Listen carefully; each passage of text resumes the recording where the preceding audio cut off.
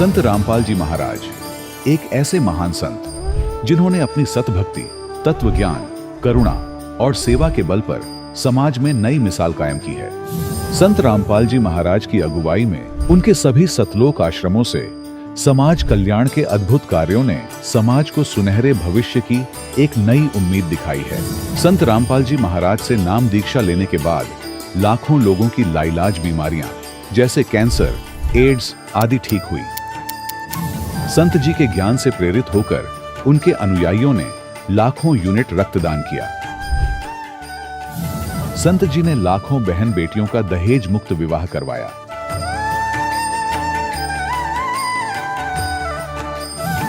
संत जी ने लाखों लोगों का नशा छुड़वाया, करोड़ों उजड़े परिवार बसे। संत जी के आश्रमों में समागम के दौरान निःशुल्क नेत्र चिकित्सा, दंत चिकित्सा प्रदान की जाती है। संत रामपाल जी महाराज द्वारा समय समय पर पर्यावरण संरक्षण के उद्देश्य से बड़े स्तर पर वृक्षारोपण किया जाता है। संत जी ने जरूरतमंदों को तत्काल राहत पहुंचाने के लिए एम्बुलेंस सेवा शुरू की। संत जी अपने अनुयायियों को देहदान के लिए प्रेरित करते हैं, जिससे मानवता की सेवा और चिकित्सा क्षेत्र में सुधार हो सके। संत रामपाल जी महाराज के सभी आश्रमों में हर रोज निःशुल्क भंडारा आयोजित किया जाता है, जहां हर वर्ग, हर जाति और हर धर्म के लोग एक साथ बैठकर भोजन करते हैं।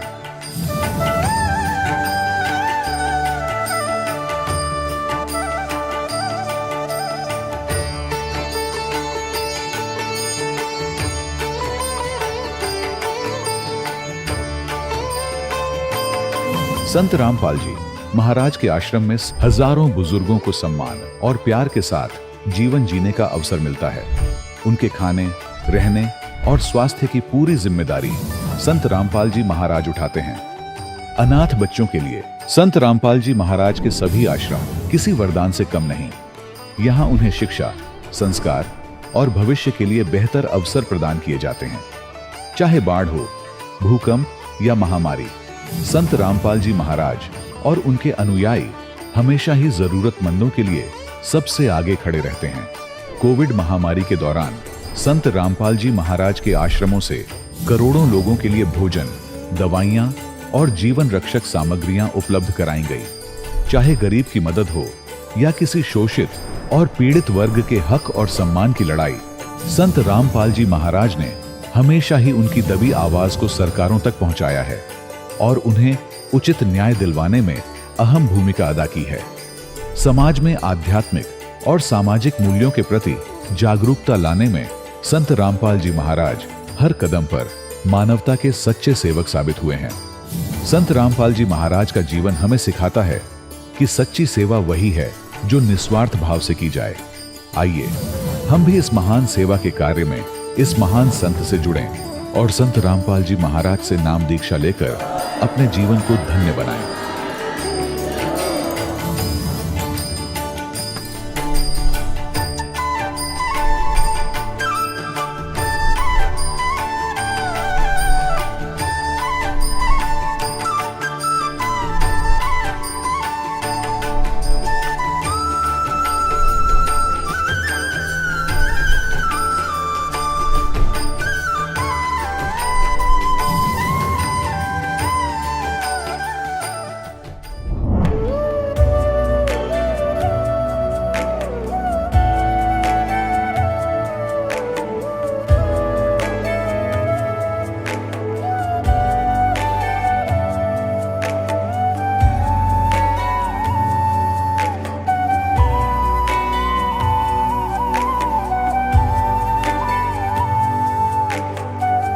गीता में अर्जुन को स्वयं भगवान कह रहे हैं कि उस परमेश्वर की शरण में जा, उसके लिए उन संतों के पास जा जो तत्वदर्शी हो।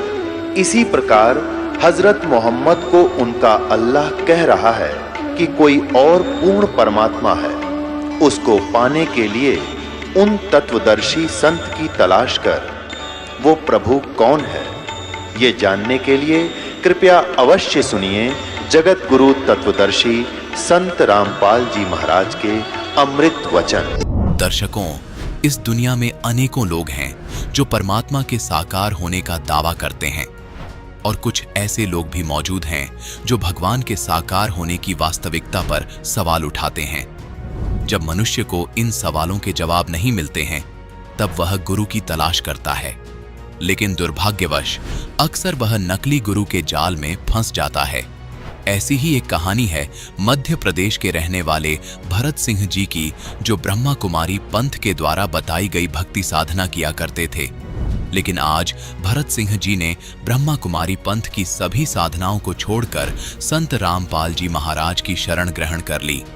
आखिर क्यों भरत सिंह जी ने ब्रह्मा कुमारी पंथ को छोड़ा और संत रामपाल जी महाराज द्वारा बताई गई भक्ति साधना को अपनाया? जानते हैं भरत सिंह जी की कहानी उन्हीं की जुबानी। नमस्कार सर। नमस्कार सर। सर क्या नाम है आपका? मेरा नाम भारत सिंह है, ग्राम मोखा पिपलिया, तहसील बागली, जिला देवास, एमपी का रहने वाला हूँ। सर संत रामपाल जी महाराज से नाम दीक्षा आपने कब ली? 20 नवंबर 2013 में रामपाल जी महाराज से मैंने नाम दीक्षा ली, सतलोक आश्रम। सर संत रामपाल जी महाराज से नाम दीक्षा लेने से पहले क्या आप कोई भक्ति साधना भी करते थे? हम भक्ति करते थे। ब्राह्मण को बुला करके गांव में 7 दिन का भागवत कराना और 9 दिन की नवरात्रि करवाना और पूरे गांव भर के देवताओं की पूजा करवाना, उनको सिंदूर लगाना, नारियल चढ़ाना, सबसे चंदा लेकर के भंडारा करवाना, हनुमान जी की पूजा करना, ब्रह्मा विष्णु महेश की पूजा करवाना, ये सब मैं करता था सर। जिसके बाद मैंने ब्रह्मा कुमारी ईश्वरीय विश्वविद्यालय माउंट आबू की संस्था है, वहाँ माउंट आबू में बेन जी आए। बेन जी ने क्यों कि परमात्मा यह ज्ञान लो दादा, इस ज्ञान से मतलब परमात्मा प्राप्त होगा। उन्होंने कहा कि परमात्मा निराकार है और निराकार है, शिव बाबा निराकार है। तब ब्रह्मा कुमारी ईश्वरीय विश्वविद्यालय माउंट आबू, वहाँ हम गए, वहाँ देखा हमने कहा ठीक है। वहाँ गए तो हमसे बेन उन्होंने पैसे लिए कि भैया सेवा के लिए पैसा देना पड़ेंगे। हमने 2000 रुपये दिए सेवा के। हमको फिर बताते हैं कि ये परमात्मा है, एक गुलजार दादी है, उनके तन में भगवान परमात्मा आते हैं और ये सबको मुरली सुनाते हैं और ज्ञान अमृत का ज्ञान देती है। तो हम 15 साल तक उस ज्ञान में चले। वहाँ तो हमने देखा कि वहाँ तो भूत आत्मा आती है, उनके शरीर में कोई मतलब भगवान तो कोई आता नहीं। भगवान यदि आता तो जिस बहन जी के शरीर में मतलब दादी के शरीर में जो परमात्मा आता है, उनको कैंसर की बीमारी हो गई और कैंसर की बीमारी, उनका ऑपरेशन हुआ कैंसर का। यदि वो परमात्मा यदि होता है उनके शरीर में तो उनके कैंसर की बीमारी यूँ खत्म हो जाती। हमने देखा कि दादी उन्हीं को, वो तो उनके कर्म का भोग तो भोगना पड़ता है। उनके जब अपनों को कर्म का भोग भोगना है तो भोगेंगे, करो और चोरी करो, लूटो खाओ, लोग उनको भोगना है। तो ब्रह्मा कुमारी ईश्वरीय विश्वविद्यालय में ये बताते हैं ड्रामा है। ये ड्रामा बना हूबहू बना हुआ है। 5000 साल पहले भी तुम आए थे यहाँ और 5000 वर्ष बाद भी तुम यहाँ पर आके मिले हो, ये सब हमको बताते। तो सर जब आप इतनी भक्ति साधना करते थे और ब्रह्मा कुमारी पंथ में भी थे, तो फिर संत रामपाल जी महाराज की शरण में कैसे आए? हमारा एक इंदौर के हैं नरेंद्र सेठ, वो एक दिन आए, उन्होंने हमको ज्ञान गंगा दी कि दादा ने कि ये ज्ञान गंगा ये देखो सही हो गया, रामपाल जी महाराज की ज्ञान गंगा से, इस ज्ञान गंगा को पढ़ो। मैंने देखी यार ज्ञान गंगा कुछ प्रश्न देखिए, मैं तो अच्छी बात बताई हुई है, तो मैंने कुछ उसको पढ़ी। नुक दादा अभी मतलब जाकिर नाइक से मतलब रामपाल जी महाराज की डिबेट हो रही है। इनके रामपाल जी महाराज के सामने कोई भी नहीं जाता है। इनके शंकराचार्य है, जितने धार्मिक जो है ना, उनसे सबसे उनकी डिबेट हो चुकी है। कोई भी उनके साथ में उनका प्रश्न का कोई जवाब नहीं दे सकता है। आज तुम शाम को चैनल पे देखना, हमने देखा संत रामपाल जी महाराज देवी भागवत पुराण के 123 पृष्ठ पे वो बता रहे थे ब्रह्मा विष्णु महेश जो इनकी जन्म मृत्यु होती है और इनके भी माता पिता है। हमने देखा चलो ठीक, ज्ञान गंगा पढ़ी, उसमें भी बताया गया कि ब्रह्मा विष्णु महेश के माता पिता, देवी दुर्गा उनकी माता है और काल निरंजन उनके पिता है। तो हमने पूरी ज्ञान गंगा को 5 दिन में पढ़ के पूरी कर दी। उनको बहुत आनंद आया कि ऐसा ज्ञान तो अभी तक हमको मिला ही नहीं था, ये कहाँ छुपा था ये परमात्मा का ज्ञान। सतलोक आश्रम में मेरे लड़के को रामपाल जी महाराज का देखने के लिए मन के देख के आओ भैया, यदि मैं चला जाऊँगा तो मेरी बात नहीं मानेगा, पर तू चला जा और तू जा करके वहाँ देख के आ कि भाई कैसा क्या प्रोग्राम है। फिर भी आया, उन्होंने देखा बाबूजी बहुत अच्छा कार्यक्रम है, जैसे ओम शांति में आप बताइए जाता नहीं, इससे भी बढ़िया कार्यक्रम है वहाँ, और सब खाने पीने की सब व्यवस्था है। अपना तत्वदर्शी संत रामपाल जी महाराज सबके ज्ञान दे वहाँ की जगह और सबके वहाँ आशीर्वाद दे परमात्मा। तो हमने फिर 12 आदमी को तैयार किया। मैंने 12 आदमी को ले करके मैं उनके साथ में सतलोक आश्रम गया। फिर हम जगत गुरु तत्वदर्शी संत रामपाल जी महाराज से हमने नामदान लिया। तो क्या संत रामपाल जी महाराज से नाम दीक्षा लेने के बाद आपको कोई लाभ भी प्राप्त हुए? हाँ सर, हमको बहुत लाभ हुआ। सब मेरे को बीमारी थी, मेरी प्रोस्टेट ग्रंथि बढ़ गई थी, पेशाब में जलन होती और पेशाब में पानी जैसा शक्कर जैसी चाशनी निकलती थी। कम से कम 6 साल से मतलब ये व्यवस्था लगी थी। मैंने ब्रह्मा कुमारी आश्रम पे भी जा कर के मैंने भी अर्जी लगाई वहाँ की जगह, वहाँ पेटी में कागज़ लिख के डाला कि परमात्मा मेरी बीमारी ठीक कर दो। वो नहीं हुई। बहन जी से बोला कि बहन जी आप ब्रह्मा कुमारी बहन हो और मतलब ये तुम परमात्मा को तुम योग लगाते हो, योग शक्ति से देखो कि मेरे को परमात्मा से कुछ मेरे को राहत मिले। ब्रह्मा कुमारी बहन ने बोला कि भैया कर्म तो भोगना पड़ता है। उन्होंने वो आई गई कर दी, कुछ नहीं हुआ। जिसके बाद जगत गुरु तत्वदर्शी संत रामपाल जी महाराज का मैंने नाम दिया और नाम देने के बाद ही मेरी 8 दिन बाद ही मेरी ये बीमारी खत्म हो गई। उसके बाद खेत में जा रहा था, खेत में जाने के बाद किसी जानवर ने मेरे को ये पाँव में ये काट लिया, फूंक मार दी। फूंक मारने से मेरे को पाँव में बिल्कुल ये कर गया, पक गया पाँव। पकने के बाद में मैंने किसी के कहने से झड़वा लिया, झड़वाने के बाद और ज़्यादा हो गया। फिर मैंने क्या, मेरे को ये बहुत बीमारी हो गई, अभी तक ठीक नहीं हो रही, इसका क्या? तुमने क्या किया? कि मैंने यार झड़वा लिया। नहीं, बहुत तुम्हारा मंत्र खंडस हो गया। गुरु जी ने जो आपको नाम दिया था नहीं, वो कनेक्शन आपका टूट गया। अब मतलब फिर से मतलब कनेक्शन तुमको अर्जी देना पड़ेगी, आपको कनेक्शन फिर से मतलब देना पड़ेगा। जब तुम्हारा कनेक्शन आपका लगेगा, फिर से संत रामपाल जी महाराज से फिर से हमने नामदान ली, दीक्षा ली वहाँ से। तो 2 दिन बाद तो मेरा पका हुआ था वो बिल्कुल ठीक हो गया। जिसके बाद मैं एक दिन वहाँ की जगह वो बैठा, वहाँ पशु उनके पानी पीने की ठेड़ है ना, उसके नीचे से नागिन निकली। उन्हें नागिन ने मेरे पाँव में काट लगाया, 3 दांत लग गया उसे। संत रामपाल जी महाराज अपने इतना बड़ा गुरु है और जो इन्हें जहर के भी ख़त्म कर सके। वो आज ये परीक्षा की घड़ी है, परमात्मा की शरण में अपन पढ़िया है। तो हमने फिर वो दीपक लगाया और परमात्मा के सामने हम जो सतनाम मिला था उस सतनाम का हम लोग किया। संत रामपाल जी की कृपा से हमको कुछ भी मालूम नहीं पड़ा और हम ठीक हो गए। जिसके बाद घर वाले ने कहा तू यदि उनको ना मंत्र वाले से नहीं करवाए तो अस्पताल तो चला जाओ। तो उनके चलो इनको कुछ शांति मिल जाएगी। तो हम अस्पताल गए। अस्पताल में डॉक्टर ने बताया कि ऐसा यह जानवर ने ऐसा काटा है कि अभी तक तो तुम्हारी चमड़ी सड़ जाना थी, ये कैसे मतलब होता, बहुत बड़े जानवर ने काटा है आपको। तो उनके साथ वो तो संत रामपाल जी की कृपा है, हमारे गुरुदेव की कृपा है, उन्होंने हमको बचाया है। आज आपके सामने हम खड़े हैं, नहीं तो क्या जहरीला जानवर के काटने से नहीं बच सकते, हमने बताया डॉक्टर को। और हम आम के पेड़ पे चढ़े, डाल को पकड़ा, ऊपर से डाल फट गई। फटने के बाद हम नीचे गिरने पड़े। गुरुजी ने, हमारा गुरुजी आए, पीछे देखा तो गुरुजी खड़े और उन्होंने मेरे को पकड़ लिया, दोनों हाथ से थाम लिया। 40 फीट नीचे यदि गिरता सर मर जाता। जगत गुरु तत्वदर्शी संत रामपाल जी की कृपा से मेरे को जीवन दान मिला उस दिन। जिसके बाद मैं मोटरसाइकिल से गिर गया तो मेरे पाँव में फ्रैक्चर हो गया। डॉक्टर के पास गया, डॉक्टर से पूछा, मैंने डॉक्टर साहब ऐसा क्या है? तो उन्होंने कहा आपको ऑपरेशन करना पड़ेगा। उनके साथ घुटना का ऑपरेशन सक्सेस नहीं होता है। मैंने संत रामपाल जी महाराज हमारे गुरुदेव से हमने अर्जी लगाई कि हे गुरुदेव आप इस डॉक्टर से भी बड़े हो तो मेरा ऑपरेशन टाल दो। संत रामपाल जी महाराज ने मेरे ऑपरेशन को टाल दिया, आज मैं करना हूँ। जिसके बाद मैं गिर गया, कमर में या डिस्क में चोट लग गई। डॉक्टर कहने गया, एक्सरे करा, एक्सरे हमको नहीं आई। फिर उन्होंने MRI की। MRI में भी मेरे को कोई बताई कि आपको मतलब ये जो क्रैक हो गई आपकी हड्डी, आपका ऑपरेशन होगा। आप सोमवार के रोज आना, डॉक्टर आएगा बम्बई से। तो सोमवार के रोज गए, डॉक्टर ने कहा कि बम्बई आपका ऑपरेशन होगा। दूसरे दिन संत रामपाल जी महाराज से मैंने अर्जी लगाई, दीपक लगाया और गुरुदेव से की है, गुरुदेव आपने नाम दान दिया ना, आप सबको दुख दूर करने के लिए संसार का मतलब आए हुए हैं, तो आप मेरा भी इलाज कर दो। आपसे बड़ा डॉक्टर दुनिया में कोई भी नहीं है। वो गया सुबह, डॉक्टर ने एक इंजेक्शन लगाया केवल 25 रुपये का, जिसमें मेरी कमर ठीक हो गई। जबकि डॉक्टर ने ऑपरेशन का बोला। एक परमात्मा ने ये मेरे को करिश्मा बता दिया। एक करिश्मा, मेरी पत्नी को दांत में दर्द होता था तो दांत निकला, तो उनको 3 महीने तक उसको पीप निकला दांत में से, दर्द होने लग गया। दिन में 3-4 बार गोली देना, जब वो दर्द बंद हो।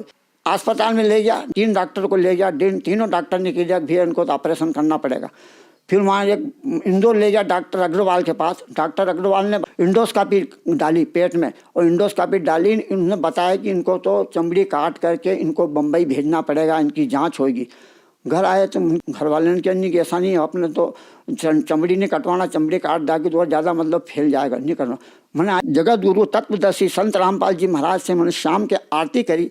आरती करने के बाद मैंने गुरु जी से प्रार्थना की, हे गुरु जी आप इस बीमारी को आप नहीं कर सकते हो ठीक। जब मैं सतलोक आश्रम गया तो मैंने मेरी भक्तमती से बोला कि मैं भी जा रहा हूँ, आप मेरे साथ में चलो क्या? मैं कहा मैं चलूँगा। वो भी मेरे साथ में गई और परमात्मा से नामदान लिया। नामदान लेने के बाद मेरी पत्नी को जो दर्द होता था वो दर्द ही वहाँ से खत्म हो गया। आज तक वो टनटनाहट, कोई दर्द नहीं है दांत में। मेरा लड़के को माइग्रेन की बीमारी थी 6 साल से, 3-3 दिन 8-8 दिन तक दर्द होता रहता।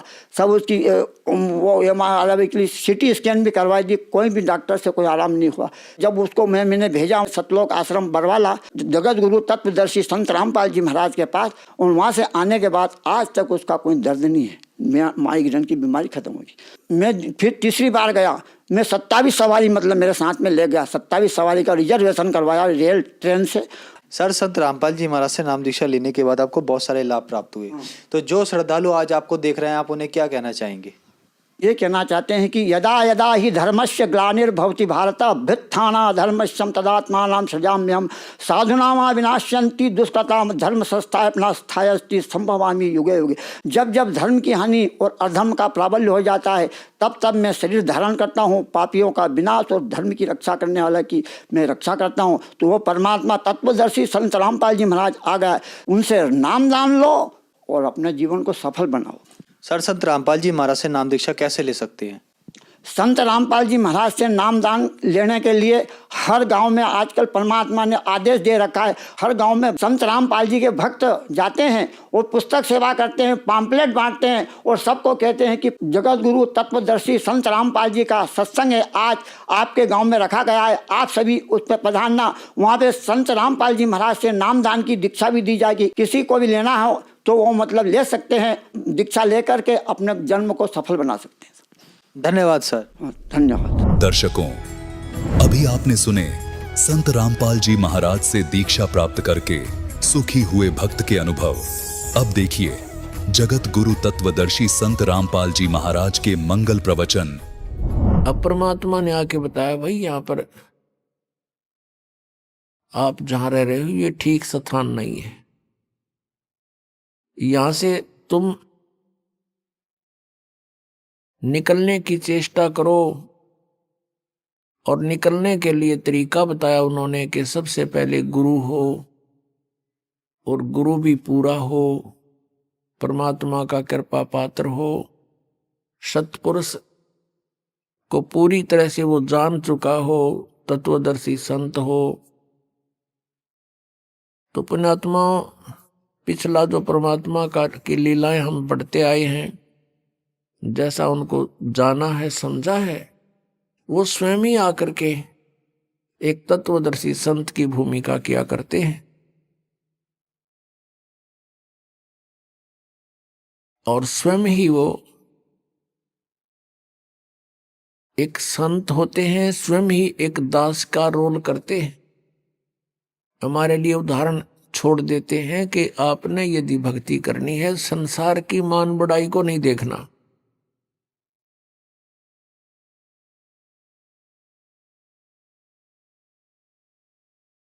सर्व ब्रह्मांडों के मालिक होते हुए, सबके दाता होते हुए, एक छोटी सी झोंपड़ी में पूरा जीवन एक जनसाधारण की तरह व्यतीत करके चले गए। वो परमात्मा थे, हमारे लिए ये सब लीला करके गए थे कि तुम अपना 90% समय इन संसार की कुरीतियों के कारण, संसारिक रीतियों के आधार से तुम व्यर्थ करते हो। जैसे मकान बनाने की होड़ सपर्दा लगी हुई है, या फिर विवाह शादी के अंदर बहुत ज्यादा खर्च करते हो। जिसके पास पैसा है वो तो खर्च कर देता है, लेकिन निर्धन व्यक्ति फिर देखम देखा वो कर्जवान होता है। उस तरह की क्रियाएं उसने भी करनी पड़ती हैं और फिर वो परेशान रहता है। पैसे वाले व्यक्ति विश्व में 1% भी नहीं होते और वो सब रीतियां बिगाड़ देते हैं। आप देखते हो ये मीडिया में टेलीविजन और फिल्मों वाले कितनी बकवाद के ढंग से विवाह शादियों का प्रदर्शन करते हैं, जिसको देखम देखा समाज में भी वही बिजली गिरती जा रही है। तो हमने इस परमात्मा के को पाने के लिए उनका प्रत्येक आदेश मानना पड़ेगा। उनके द्वारा दिए गई जो गाइडलाइन है, निर्देश हैं, उनकी पालना करनी पड़ेगी, तभी हम सतलोक जा सकते हैं। अब वो सतलोक कैसा है? शंखों लहर मेर की उपजे, कहर नहीं जा कोई, दास गरीब अचल अविनाशी, सुख का सागर सोई। शंखों लहर मेहर की उपजे और कहर नहीं जा कोई। अब गरीबदास साहिब जी जो परमात्मा उनको मिले थे, सचखंड सतलोक लेकर गए थे, उन्होंने परमात्मा से परिचित होने के उपरांत परमेश्वर की महिमा को कलम तोड़ ढंग से बोला कि शंखों लहर मेहर की उपजे और कहर नहीं जा कोई, दास गरीब अचल अविनाशी, सुख का सागर सोई। शंखों लहर मेहर की उपजे, जैसे कभी किसी समय कभी कभी ऐसा होता है, एकांत स्थान पर बैठे हों, आत्मा के अंदर एक ऐसी हिलोर उठती है, सभी अपने से नजर आते हैं, किसी के प्रति द्वेष नहीं रहता। शत्रु ने कितना ही हमें सता रखा होता, कई बार उसके प्रति कोई द्वेष ही नहीं रहता। परमात्मा की ऐसी मेहर होती है। वो मेहर की लहर थी, सबके ऊपर कृपा बरस रही थी, और उसके जाने के बाद फिर वही सती थी। एज इट इज कोशिश करने से भी वो लहर नहीं फिर दोबारा आती। तो परमात्मा कहते हैं वो मेहर की लहर आई थी, उसके बाद सब कहर की लहर होगी। अशांत बनाए रखती है हमारे को। तो कहते हैं वहां सतलोक के अंदर ऐसी शंखों लहर मेहर की उपजे, क्योंकि वह बॉडी दूसरे टाइप की है। ऐसा शरीर नहीं है सतलोक में, शरीर एज इट इज है, सकल सूरत ऐसी है, मूर्त ऐसी है, लेकिन वो मटेरियल ये नहीं है। वो नूर एक तत्व से बना है, उसमें ये बीपी हाई लो नहीं है, उसमें ये रक्त नहीं है, मांस हाड़ चाम नहीं है, एक नूर से बना हुआ है। अब ये आध्यात्मिक मार्ग है, ये समझ माना बहुत कठिन हो जाता है कि नूर से कैसे बनता है। अब जैसे ये शरीर 5 तत्वों से बना है, कैसा रूप है इसका? 5 तत्व कौन से हैं? पृथ्वी, आकाश, अग्नि, जल, वायु, ये 5 इसके। इसमें ये 5 कहीं नजर नहीं आ रहे, कहीं नहीं दिखाई देते। ऐसे ही एक नूर से वह हमारे शरीर बनते हैं। उनमें ना बीपी हाई होता, ना कभी लो होता, ना कैंसर होती, ना किसी प्रकार का कोई संसारिक झंझट, वहां कोई काम नहीं आपको। और यहाँ फुर्सत नहीं, यहाँ के देवताओं को भी 1 सेकंड की, सबकी गृहस्थी, सबके साथ यही खाना पीना, पेट भरना और धंधा करना। सारा जीवन प्राणी इस शरीर के पोषण में ही व्यतीत कर देता है। सुबह उठता है, उठते ही चाय पानी खाना बनाओ खाओ, फिर काम पर जाओ, दोपहर में फिर खाओ, फिर काम अपना काम करो, फिर शाम में खाओ, और फिर उठते फिर चलो। आजीवन तक यही करते करते इस शरीर से कार्य लेने के लिए इसमें पहले हमने आहार डालना पड़ता है, और इसी व्यवस्था में सारा जीवन व्यर्थ हो जाता है। और वहां सतलोक में जाकर के कोई काम नहीं, राग द्वेष नहीं, भाई बंटवारा नहीं, बिल्कुल सब सदाबहार वृक्ष है। ये राधा स्वामी, धन धन सतगुरु और ये जय गुरुदेव वाले पंथ के गुरुजन, इन्हें कहेगा पता नहीं। और कहते हैं सतलोक में प्रकाश ही प्रकाश है, चेतन ही चेतन है, और परमात्मा निराकार है। मोक्ष प्राप्त आत्मा परमात्मा में ऐसे लीन हो जाती है जैसे बूंद समुद्र में। अरे भले आदमियों, परमात्मा के दर्शन के लिए महापुरुषों ने समाधियां लगाई। परमात्मा के दर्शन के लिए परमेश्वर ने 100 बार बताया कि परमात्मा के दर्शन करो। अरस कुर्स पर सवेत गुमट है, जहां सतगुरु का डेरा। सवेत मुकुट सिर छतर विराजै, और देखत ना उस चेहरे नु। यदि वहां परमात्मा है ही नहीं तो हम क्या करेंगे उड़े? वहां हमने क्या आवश्यकता जाने की? भगवान के लिए तरफ रहे हैं। अब कोई कहे कि उस आश्रम में चलो बरवाला में, और फिर कोई कहे गुरुजी तो है नहीं वहां पर, निराकार ही निराकार है, फिर टिंडे लेना ना होगा, यहाँ आदमी क्या करेगा? ऐसा मूर्ख बना रखा हमारे को। परमात्मा के लिए तरफ रहे हैं, उसके दर्शन करेंगे, अपना दुखड़ा रोएंगे, सीने से लगाएंगे, और लोग कहते वहां है ही नहीं। फिर रुचि भी बनी हुई है इनकी वहां जाने की, हद पाट जी कती। कितने श्रद्धालु हैं। दरअसल बात यह है कि ना तो वहां जाना किसी ने, क्योंकि साधना जान की नहीं। तो इस प्रकार ये अज्ञान है, और परमात्मा ने जो बताया है वो वास्तविक ज्ञान, तत्व ज्ञान है कि वहां पर सदाबहार वृक्ष हैं, बहुत सुंदर दूधों के सरोवर भरे हैं। ये जो यहाँ गंगा जल है, आपने देखा होगा गंगा नदी का जल, ये सतलोक से आया हुआ है। अब जैसे यहां आकर गिरता है, किसी ने दिखता नहीं, वो कहां से आ रहा है? इस पहाड़ से नहीं है। ये ऊपर से परमात्मा की व्यवस्था गुप्त रूप से आके यहाँ प्रकट कर दी जाती है। आजकल तो अंडरस्टूड है, विज्ञान ने बहुत कुछ करके दिखा दिया। आजकल यहां से फैक्स कर देते हैं, बीच में कुछ भी नहीं है, और आगे जाके पूरा मैटर सामने होता है, फिल्म भी आ जाती है। ऐसे ये सतलोक से आई थी।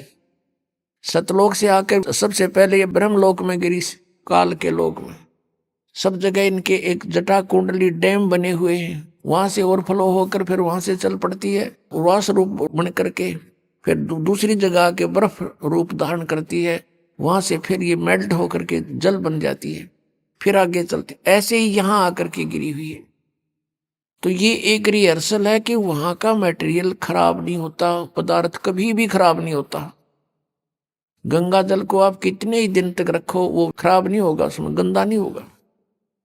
और दूसरा आपको प्रमाण दिखाते हैं कि हम इस परमेश्वर की अमर वाणी का पाठ करते हैं, जो यहाँ यज्ञ होता है, और यहाँ पर ये जल रखते हैं। एक सिंपल जल होता है यहाँ आम टूटियों का भरा हुआ, और इसको फिर परमात्मा की वाणी इसके ऊपर चलती है। ये वाणी चलती है, मंत्र हैं भगवान के, ये सत्संग होता है, ये सब उसके ऊपर उस जल को अमृत बना देते हैं। गंगा से भी उत्तम बन जाता है वो। गंगा तो एक जल का काम करता है, और वो एक बहुत प्रबल अमृत बन जाता है। और उसको कितने दिन तक रखिए आप, कभी खराब नहीं होता। हमारे पास रखा है सन 1996 का, 1996 का ये अमृत रखा हुआ आज तक एक बोतल में, और एज इट इज है।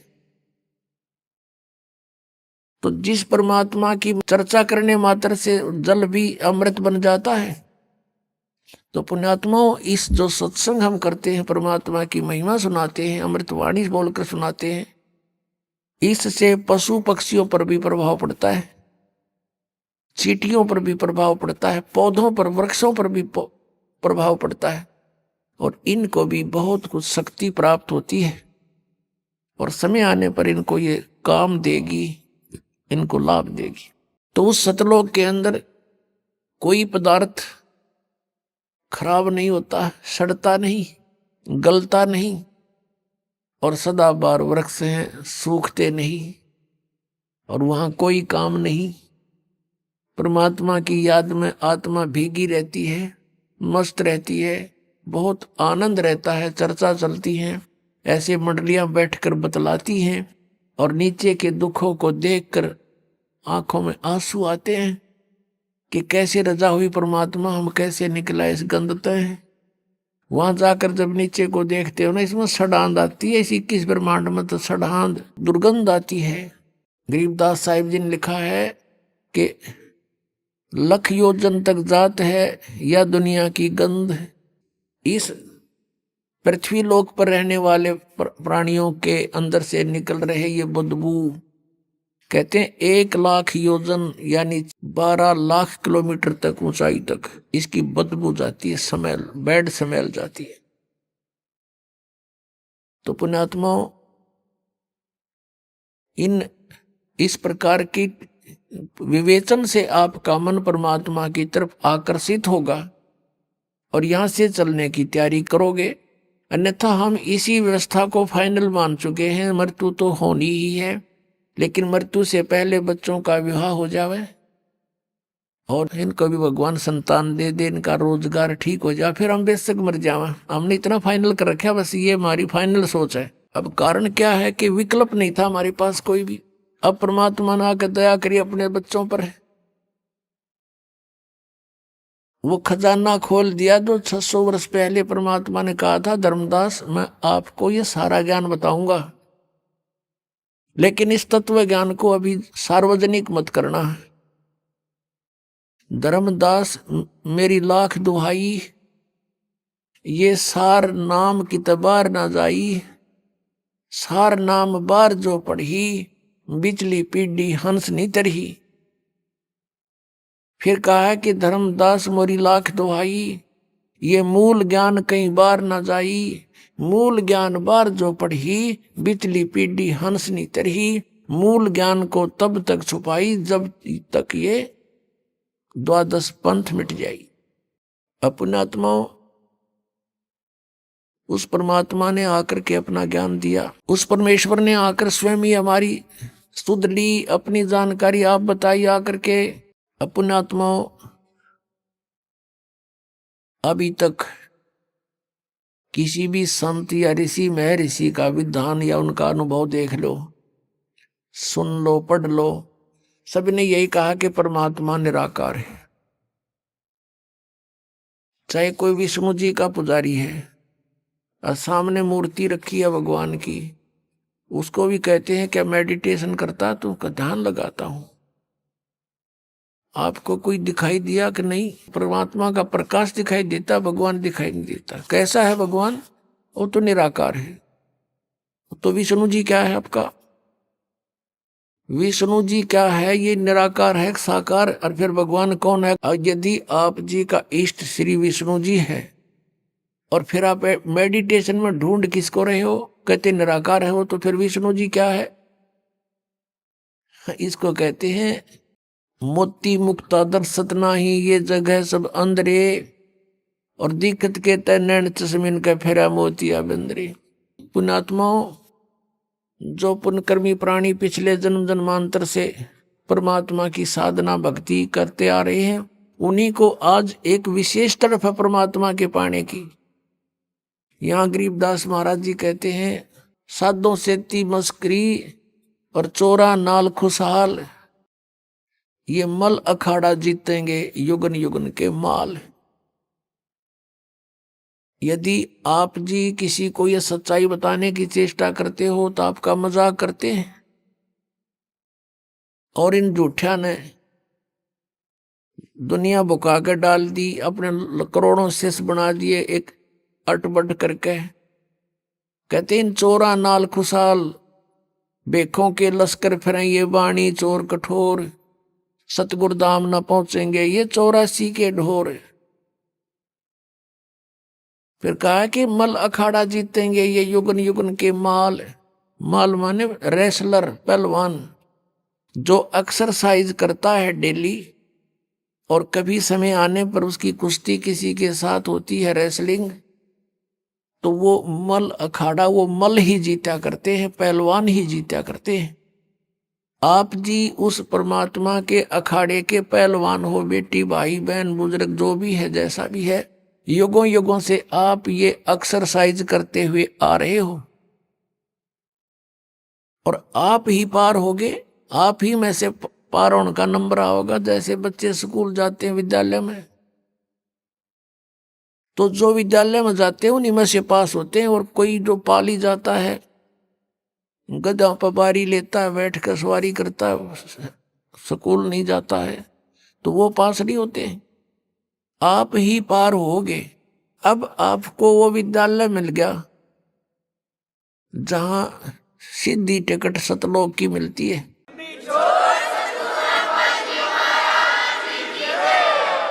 आप पिछले जन्म जन्मांतर से तपस्या साधना भक्ति जैसी भी पता लगा भगवान के लिए अवश्य प्रयत्नशील रहे हो, और तुम्हारे में से आज सिलेक्शन हो रहा है। आप कहीं भी गए हो, भगवान के लिए गए थे, किसी संत के शिष्य बने, या किसी मंदिर मस्जिद गुरुद्वारों में आपने जाकर साधनाएं की, कहीं गुफा में गए, कोई तप किया, कोई व्रत किया, परमात्मा के लिए प्रयत्नशील थे। आप पिछले जन्मों के पहलवान थे, मल थे, आप माल थे पिछले जन्म जन्मांतर के, लेकिन आपको दिशा ठीक ना मिली, जिस कारण से आत्मा आपकी भगवान बिना नहीं रह सकती। इस काल ने हमारे को मूर्ख बनाने के तरीके बहुत अपना रखे हैं। कोई शुक्रवार का व्रत रख के अपने आप को संतुष्ट मान रहा रखे रहे, कोई सोमवार का व्रत रखता है तो बहुत अच्छा रखे रहे, क्योंकि सैकड़ों समर्थक हैं, हाँ सही है मैं भी करता हूं। और ये किसी को नहीं पता कि गीता जी के 16वें अध्याय के 23वें श्लोक में लिखा है कि शास्त्र विधि को त्याग कर जो मनमाना आचरण करते हैं उनकी न तो गति होती है, न कोई सुख प्राप्त होता है, न उनकी कोई सिद्धि प्राप्त होती है। यूजलेस। गीता जी अध्याय नंबर 16 के श्लोक 24 में तुरंत कहा है कि इससे तेरे लिए अर्जुन कर्तव्य और अकर्तव्य की व्यवस्था में सदग्रंथ ही प्रमाण है, नथिंग एल्स। किसी की दंत कथा पर मत विश्वास करना, जो अपने सदग्रंथों में लिखा है उसी में वे ऑफ वर्शिप सही है, फाइनल है। अब जैसे ये श्री कृष्ण जी के पुजारी पवित्र हिंदू धर्म में जितने भी पुण्यात्मा हैं, अब गीता जी को सिरोधार्य मानते हैं और नाम जपते हैं, हरे राम हरे कृष्ण राधे राधे श्याम मिला दे, ओम नमः शिवाय, ओम भागवते वासुदेव नमः, एवं नमः। ये पता नहीं कितने मंत्र बना रखे। गीता जी में है कोई मंत्र ऐसा? गीता जी में फाइनल फैसला कर रखे है। गीता जी अध्याय नंबर 8 के श्लोक नंबर 13 में कहा कि ओम इति एक अक्षरम ब्रह्म व्यवहारण माम अनुसमरण ये प्रयाति तदन देहम सयाति परमाम गति। मुझ ब्रह्म का, माम ब्रह्म, मुझ ब्रह्म का केवल ओम इति एक अक्षरम, ये ओम एक अक्षर है, नथिंग एल्स, और कुछ नहीं। और उच्चारण करके सिमरण करने का, उच्चारण करके सिमरण करता हुआ जो अंतिम श्वास तक, शरीर छोड़ने तक इसका सिमरण करता हुआ छोड़कर जाता है, यह प्रियाति तदन देहम सयाति परमाम गति, वो परम गति को प्राप्त होता है। ओम से मिलने वाली परम गति, ओम से मिलने वाली श्रेष्ठ गति कौन सी है? ब्रह्मलोक प्राप्ति, क्योंकि ओम ब्रह्म का मंत्र है। गीता जी अध्याय नंबर 7 के श्लोक नंबर 18 में गीता ज्ञानदाता ब्रह्म श्री कृष्ण जी में बोल रहा है। वो कह रहा है कि ये उदार आत्मा है तो अच्छी, लेकिन ये मेरे वाली घटिया गति में ही आश्रित रही। ओम से मिलने वाली जो सुविधा है, मोक्ष है, जितना कहते यो तो व्यर्थ है, घटिया है, अनुत्तम है। अनुत्तम क्यों है?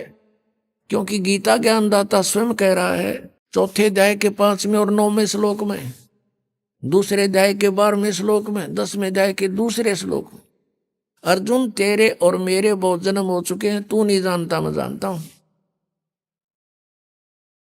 तो इसी से दह के जन्म मृत्यु ब्रह्म की भी और पुजारी भी फिर दुखी जन्म और मृत्यु जैसा दुख नहीं पृथ्वी पर।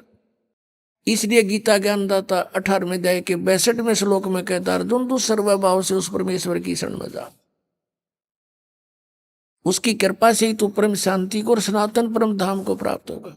अब पुण्यात्माओं 17वें अध्याय के 23वें श्लोक में गीता जी में स्पष्ट किया है कि उस सच्चिदानंद घन ब्रह्म की पूजा यानी तत्ब्रह्म उस परम अक्षर ब्रह्म की साधना का 3 मंत्र का जाप है, उसको प्राप्ति का। ओम तत्सत, ओम ब्रह्म का सरपुरुष भी कहते हैं इस ब्रह्म को, और तत् अक्षर पुरुष का वो सांकेतिक है, और सत जो है परम अक्षर ब्रह्म का। इनकी मजदूरी करनी है। इन तीनों की साधना से ही परमात्मा प्राप्ति, सतलोक प्राप्ति होगी। ओम और तत् सांकेतिक है, ये दोनों मिलकर 2 अक्षर का सतनाम बनता है। और तीसरा वो सार नाम है जो सत कहा है गीता जी अध्याय नंबर 17 के श्लोक 23 में। तो कहने का भाव ये है कि हम साधना करने का खूब कोशिश की हमने, अब पढ़े गीता और नाम ले हरे कृष्ण कृष्ण कृष्ण हरे हरे राधे राधे, कोई बात हुई या? बालकों का खेल बना रखा हमने, भगवान की तरफ जरा भी ध्यान नहीं दिया। गीता जी में है कहीं ये मंत्र, फिर जाप किस लिए कर रहे हो? परमात्मा का विधान है ये। यदि कहो कि तुम कि पुराणों में ऐसा लिखा है, पुराण क्या चीज है, गीता जी क्या शास्त्र है। पूर्ण परमात्मा ने, सत्य पुरुष ने इस ब्रह्म के अंतःकरण में फीड कर दिए थे, 5 वेद किए थे। 5 वेद, सूक्ष्म वेद भी जो परमेश्वर ने स्वयं आकर बोलना पड़ा, इसने नष्ट कर दिया फिर। और उसमें ऐसे फीड कर दिए जैसे उसका निर्धारित समय रख दिया, इतने समय के बाद वो अपने आप इसके श्वासों के माध्यम से बाहर निकल आएगा। इसने सारे के सारों को पढ़ा तो इसमें देखा कि जो 5वां वेद है उसमें पूरा निर्णायक ज्ञान है, कबीर इज गॉड, वो साकार है, मनुष्य दृश्य है, और उसकी भक्ति की विधि ये है, उसमें सारा कंप्लीट था। तो इसने 5वां वेद नष्ट कर दिया। 4 वेद जिसमें महिमा तो परमात्मा की है, लेकिन वे ऑफ वर्शिप नहीं है, उसमें पूजा की विधि नहीं है। वो 4 वेद अपने पुत्र ब्रह्मा को दे दिए। ब्रह्मा जी ने उनको पढ़ा, जैसा भी अभी तक इनके समझ में नहीं आ रहा ये है कि क्या कहानी है। तो ब्रह्मा जी से ही ज्ञान प्राप्त हुआ, किन्होंने? अन्य ऋषियों ने। तो उन अन्य ऋषियों का और साथ में ब्रह्मा जी का जो ज्ञान है वो पुराण है, और वेद ज्ञान है गॉड गिवन। जो गीता है, श्रीमद् भगवद गीता, ये भी वेद ज्ञान है। इसमें थोड़ी सी इसने अपना मिक्सर कर रखा है। गीता जी में जगह जगह इसने कुछ संकेत दिए हैं कि ये मेरा मत है, उसका मत छोड़कर बाकी सब वेद ज्ञान है। अपनात्मा वेद जो हैं ये परमात्मा का विधान है, आदेश है, संविधान है। और जो पुराण है उनमें किसी ऋषि या ब्रह्मा विष्णु महेश देवता का आदेश है, उनका अपना अनुभव है। तो हमने वेदों के अतिरिक्त किसी की भी आदेश की पालना नहीं करनी है। यदि हम परमात्मा के विधान के विरुद्ध किसी की आज्ञा का पालन करके साधना करते हैं तो वो शास्त्र विधि को त्याग कर मनमाना आचरण है। अभी आपने सुने संत रामपाल जी महाराज के मंगल प्रवचन। आइए अब सुनते हैं संत रामपाल जी महाराज से नाम दीक्षा लेकर सतभक्ति करके अद्भुत लाभ प्राप्त करने वाले अनुयायी के विचार।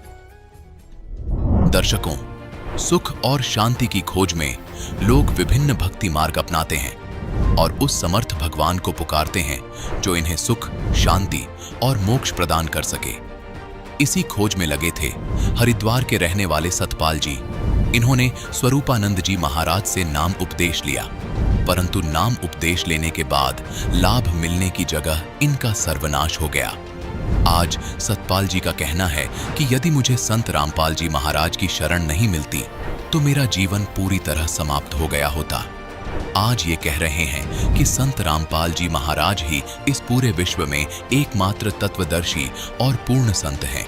आइए जानते हैं कि आखिर सतपाल जी ऐसा क्यों कह रहे हैं। सुनते हैं सतपाल जी की कहानी उन्हीं की जुबानी। नमस्कार सर। नमस्कार। सर क्या नाम है आपका? सत्यपाल सिंह। सर कहाँ के रहने वाले हैं आप? गांव बादझोड़ी, जिला हरिद्वार, उत्तराखंड से। संत रामपाल जी महाराज से नाम दीक्षा आपने कब ली?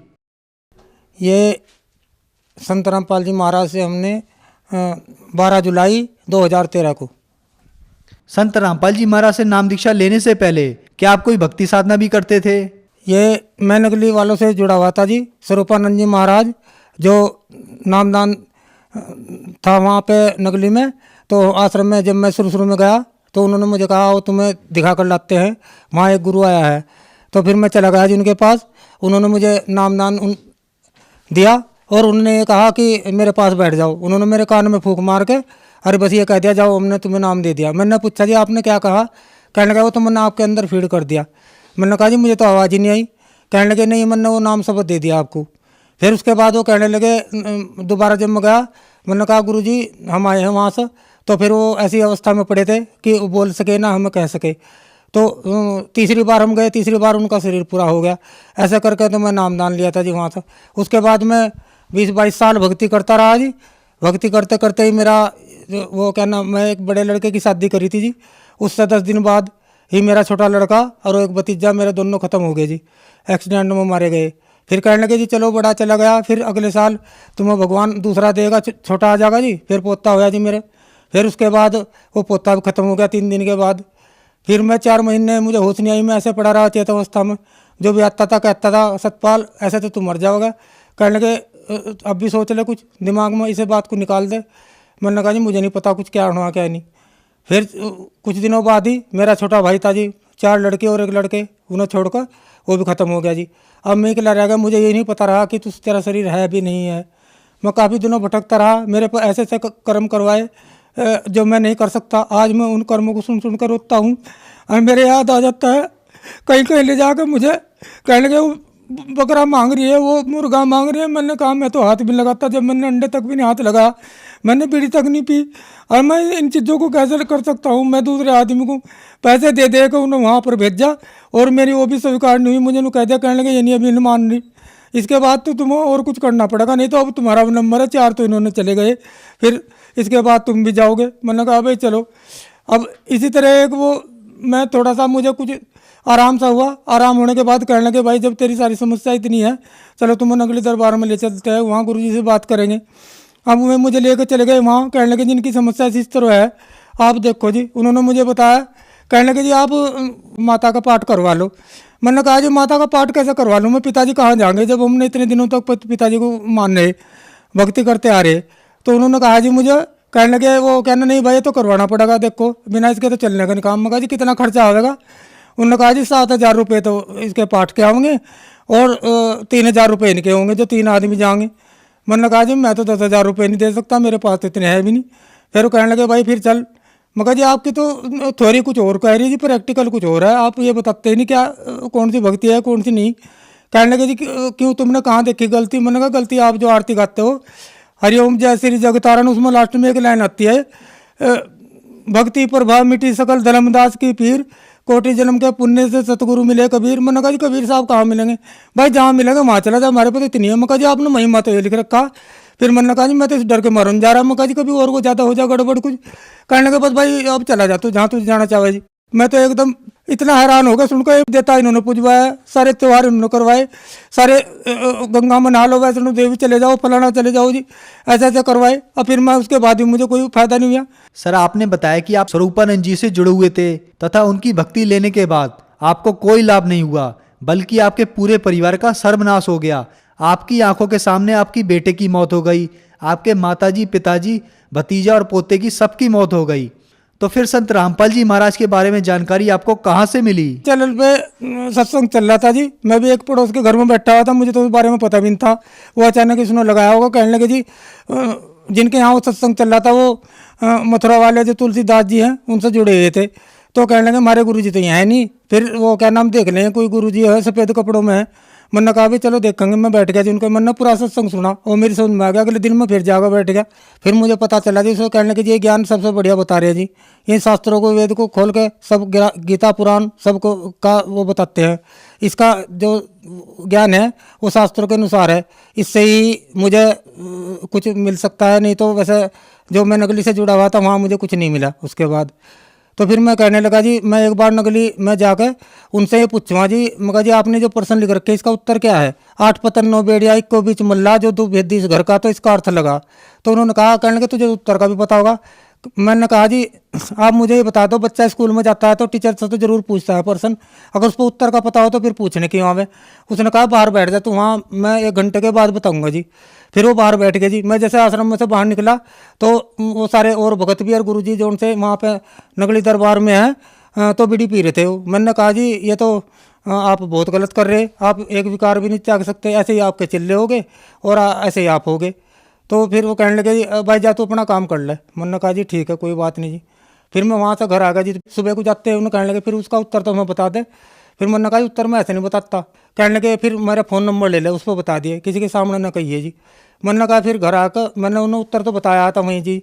फिर मैं घर आ गया जी। फिर मैं ये ठान ली थी मन में मैं तो अब नगली दरबार नहीं जाऊँगा, मैं तो संत रामपाल जी महाराज की शरण में जाऊँगा चाहे मुझे किसी तरह भी मिले। फिर मैं भटकता रहा जी।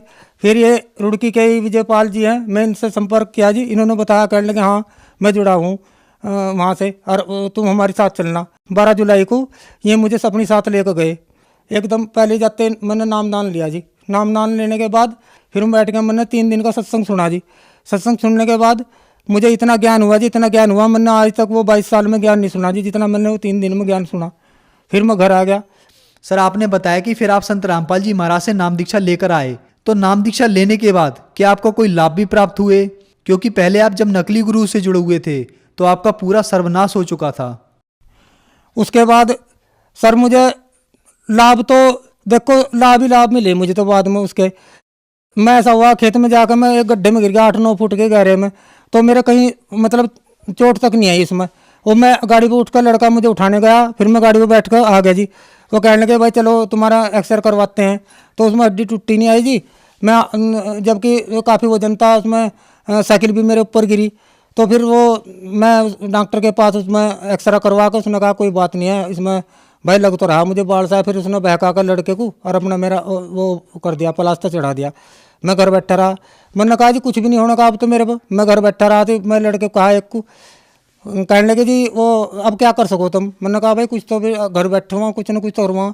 उसने एक छोटी सी दुकान में सामान ला कर रख दिया जी।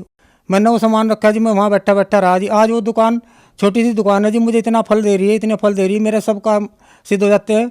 और जब मेरा ये सब परिवार नष्ट हो गया था जी, मैं रोते रोते खेतों में भी घर में भी रोता रहता था जी। तो ये लोग कहते थे अब क्या करोगे तुम, मेरी आंखें भी खराब होने लगी जी। फिर मैंने कहा भाई मैं तो आंखें टेस्ट करवाऊंगा। उन्होंने क्या कहने लगे मुझे नगली वाले, कहने लगे अब तो तू संत रामपाल महाराज की शरण में चलेगा, अब क्या जरूरत है तुझे दवाई की। देखो जी अब मेरी उम्र 60-61 साल होगी जी, मैं संत रामपाल जी महाराज की शरण में ही कह रहा है सच्चे मन से। अब मैंने कोई दवाई भी इस्तेमाल नहीं करी, मेरी आंखें अब तक सही है, चाहे मेरे को जहाँ तक का पढ़वा लो। मैंने एक पैसे की भी दवाई नहीं ली। और सब कहते थे इस बात को, कहने लगे भाई अब तो तू तेरी तो शक्ल भी बहुत बदल गई, पहले तो बहुत वो था, अब तो अच्छा शरीर में भी ठीक हो रहा। ये सब मालिक की कृपा है संत रामपाल जी महाराज की। और इसके सिवा मैं ज़्यादा न कहते बस इतना ही कहना चाहूँ जी। देखो आप छोड़ इसे सब कुछ धंधे को छोड़कर एक की शरण में चले जाओ, एक से आपको सब कुछ मिलेगा। नहीं तो आप दर दर ऐसे भटकोगे जैसे मैं भटका। मेरे जैसे दुखी तो पता नहीं कितने होंगे जी, कितने फिरेंगे जी। अब उन्हें भी थोड़ा सा सोच लेना चाहिए। कहने लगे भाई देखो ये जो साधना कर रहे हो इनकी साधना से इन्हें कितने सुख मिले हैं। अब भगतमती भी 4 महीने के बाद कहने लगी जी हमारी, मैं भी संत रामपाल जी महाराज की शरण में जाऊँगी। तो 4 महीने बाद हमारी जो भगतमती है उसने भी नाम ले लिया जी संत रामपाल जी से। अब आज वो भी अपनी ठीक भक्ति कर रही है जी, और वो भी सुखी है और हम भी सुखी हैं। हमें तो पूरे परिवार में मन चैन है जी, किसी चीज़ की चिंता नहीं है। मालिक ने ऐसी अपनी शरण में ले जा करके सब कुछ सुख दे दिए हैं जी। संत रामपाल जी महाराज से नाम दीक्षा लेने के बाद आपको सुख मिला, आपकी पत्नी ने भी नाम दीक्षा ली और उन्हें भी आज सुख मिला। तो जो समाज आज आपको देख रहा है आप उन्हें क्या संदेश देना चाहोगे? समाज को तो मैं हाथ जोड़कर प्रार्थना करता हूँ जो ये कहते हैं कि आप एक गुरु को छोड़कर दूसरा गुरु बना लिया। दत्तात्रेय ने 24 गुरु बनाए थे, जब उसको भी शांति मिली तो 25वां जो कबीर साहब को गुरु बनाया तो तब जाकर उसे शांति मिली। अब मैं भी इसलिए कहता हूँ कि देखो गुरु तो गुरु इतना लग, हम डॉक्टर के पास जाते हैं और हमारी दवाई हमारा इलाज सही ना करे और दवाई सही ना देवे, तो डॉक्टर तो वही जो एक बार दवाई देगा उनको कहता कहने की दोबारा आने की जरूरत नहीं है। तो फिर अब ये बार बार आप अपने मन में अपने आप ही सोच लो कि आपको किससे फ़ायदा हो सकता है, किससे नहीं हो सकता फ़ायदा। जब आप ये नहीं जानते, ये तो आपके पूरे जन्म की बैटरी चार्ज है जो आप सुख ले रहे हो, नहीं तो इसके बाद आपकी ऐसे ही डिस्चार्ज हो जाएगी जैसे मेरी होगी और फिर सारी सुविधा खत्म होगी बिल्कुल उसके बाद। तो मैं बार बार हाथ जोड़कर आपसे यही प्रार्थना करना चाहता हूँ कि संत रामपाल जी महाराज की शरण में आ जाओ और अपने जो विकार है ये अंदर जो उनसे इन सब से छुटकारा पा लो और मोक्ष प्राप्त करो। संत रामपाल जी महाराज की शरण में आने के लिए क्या करना होगा?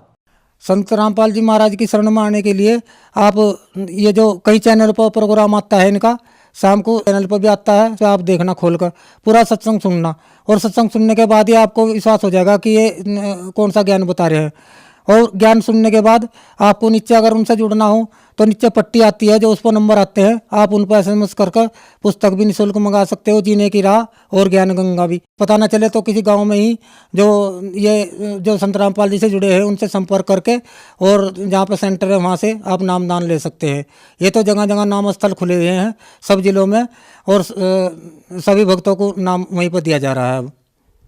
धन्यवाद सर। सत साई। संत रामपाल जी महाराज एक ऐसे महान संत जिन्होंने अपनी सतभक्ति, तत्व ज्ञान, करुणा और सेवा के बल पर समाज में नई मिसाल कायम की है। संत रामपाल जी महाराज की अगुवाई में उनके सभी सतलोक आश्रमों से समाज कल्याण के अद्भुत कार्यों ने समाज को सुनहरे भविष्य की एक नई उम्मीद दिखाई है। संत रामपाल जी महाराज से नाम दीक्षा लेने के बाद लाखों लोगों की लाइलाज बीमारियां जैसे कैंसर, एड्स आदि ठीक हुई। संत जी के ज्ञान से प्रेरित होकर उनके अनुयायियों ने लाखों यूनिट रक्तदान किया। संत जी ने लाखों बहन बेटियों का दहेज मुक्त विवाह करवाया।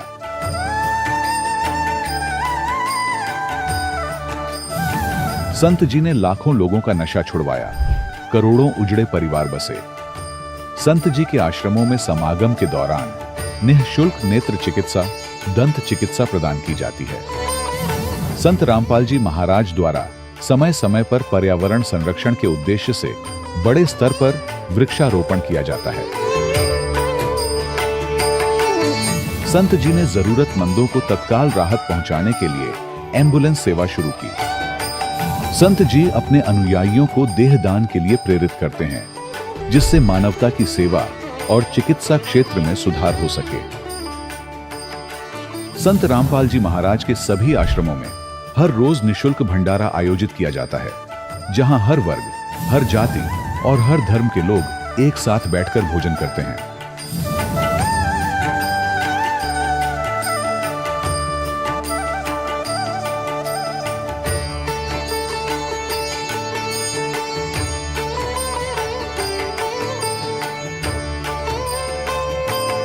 संत रामपाल जी महाराज के आश्रम में हजारों बुजुर्गों को सम्मान और प्यार के साथ जीवन जीने का अवसर मिलता है।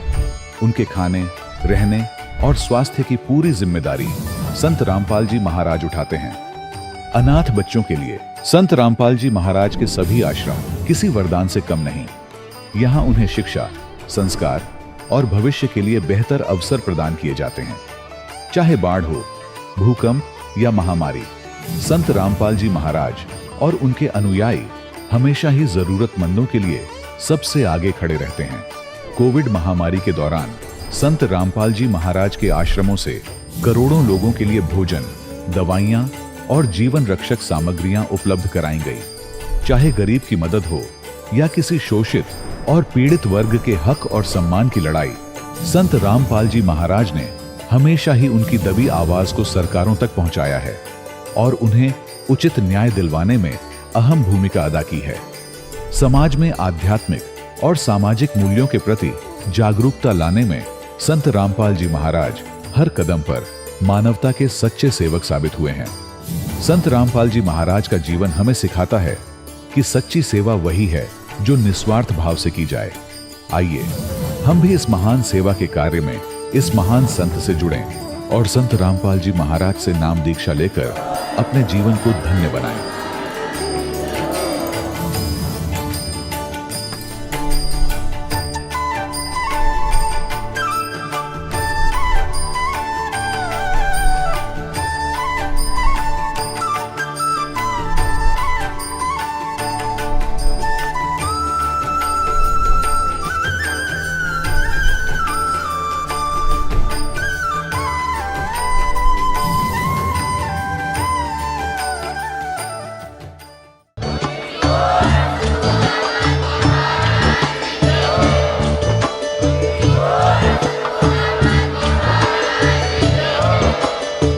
सुन रहे थे जगत गुरु तत्वदर्शी संत रामपाल जी महाराज जी के मंगल प्रवचन। अधिक जानकारी के लिए विजिट कीजिए हमारी वेबसाइट www.jagatgururampalji.org। संत रामपाल जी महाराज जी के शुभ आशीर्वाद से पूरे विश्व भर में 500 से भी ज्यादा नाम दीक्षा केंद्र हैं, जिन पर संत रामपाल जी महाराज जी द्वारा ऑनलाइन निशुल्क नाम दीक्षा दी जा रही है। अपने नजदीकी नाम दीक्षा केंद्र का पता करने के लिए संपर्क करें 8222880541।